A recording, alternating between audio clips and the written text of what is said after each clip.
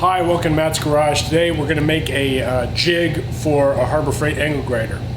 My regular guys who are wondering why I'm making these types of videos, I needed to make one anyway, so, and you know, these videos, they pay the bills. You know, my #1 video is how to make a koi pond filter. I don't even have any koi. Don't have to use a Harbor Freight, but Harbor Freight videos get more views. Alright, so we need a angle grinder, obviously. Won't need this handle, but to measure the threads, it comes in handy. I've got this thing, it's called a thread checker. It's great. Yeah, you have these usually at the hardware store, but this is an M8 by 1 1/4. I have my labeled stuff here. These are leftover Harbor Freight bolts from something or other, so it's super soft metal. I only have these long ones, but they fit.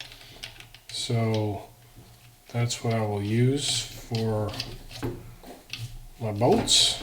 So how's this going to work? I basically want to be able to attach this to my vise here so that I can mount it in a jig and grind stuff on it. Now, I have done it where I actually open the vise and put that in there. Ruined a DeWalt grinder that way because it squeezed it and crunched down the reluctor thingamabob. So you don't want to do that. You want to make something that needs some metal that'll sit in there and something that'll hold this securely while you use the vise to pinch the metal, holds this here, and then something that'll keep this from rotating itself up or down or in and out. That's about it. I have these leftover ears. These might be good for the, you want it to clear here. So you have to drill some holes in the end of that. And maybe that way actually. Yeah, that looks about right. Never throw away anything. That's a secret to a happy marriage. So I'll just, that'll be the base of my jig. So first things first, I will cut these edges off, drill some holes in, and then, oh, by the way, you need to be able to weld. If you can't weld, there's, you know, go watch Scotty Kilmer's channel. This is a portaband mounted to a Swag Off-Road portaband stand.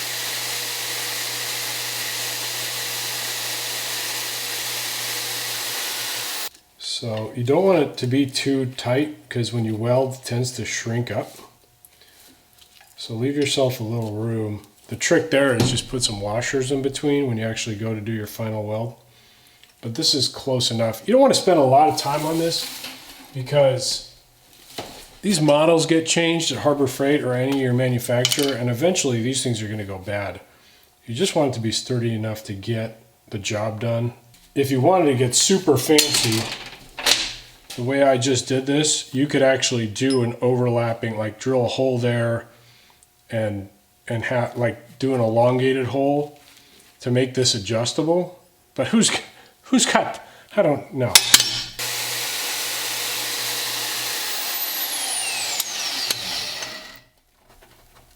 Okay.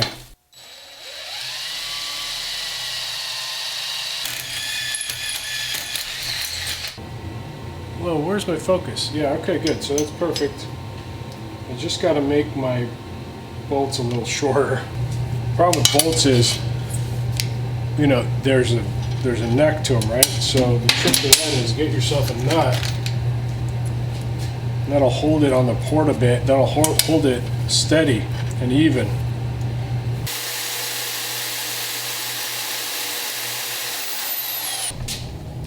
Right, so that's done. I obviously got to weld that together, but let's go back over to the vise. So I got to get it a way to, you don't want to do it this way. You got to, it spins that way, right? So you want it to shoot down to the ground. So I keep going crooked here. It's called being a little Dutch. A little Dutch. There you go. Like that. Okay, so that holds it. The problem is whether it wants to rotate. I don't know, since it's tight, it may not want to rotate. But for safety, you want to cradle this backside too.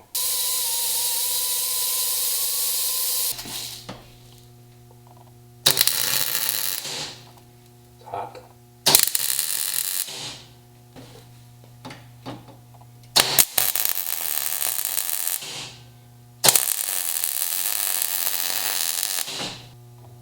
I drilled a couple holes here so I can rosette weld this in.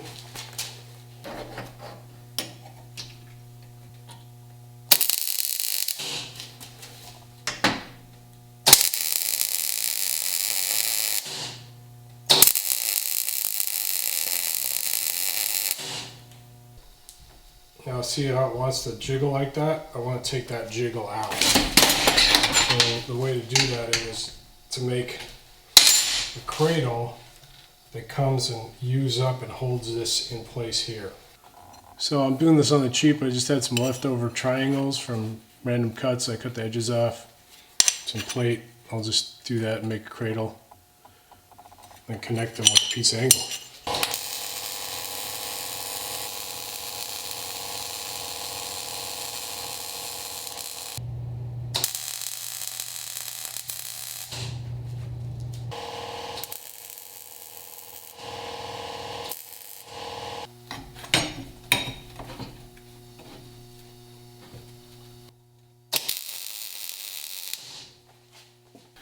Well, she ain't winning any beauty contest, but we'll let it dry and see how it works.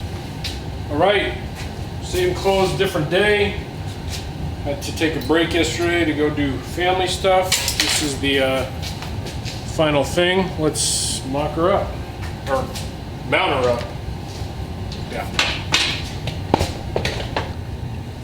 Okay, I got something with a, just picking some scrap metal here. Focus. A chowdered edge from getting cut on the bandsaw. So let's see how she does.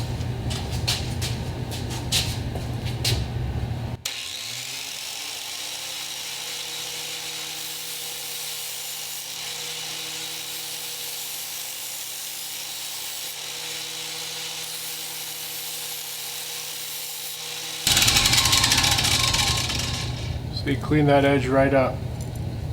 Just so much better radius, smooth, and it's just controlled. I mean, you can't get this kind of finesse when you're actually holding the things.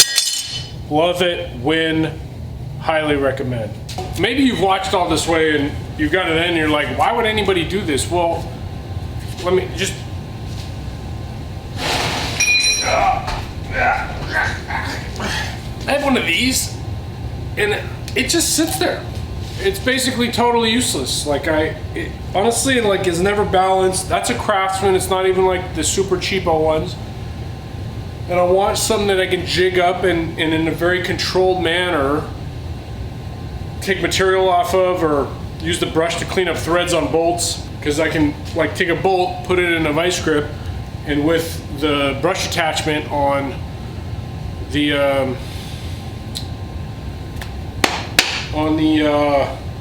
grinder, you know, clean the threads up, right? I can't do that with the bolt on its own. I can do that with that Craftsman grinder thing, but that thing takes up a lot of bench space.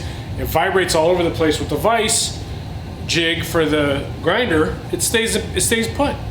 So honestly, I would much rather have the belt sander and this vise mount for the grinder than to have one of those double grinding wheel things.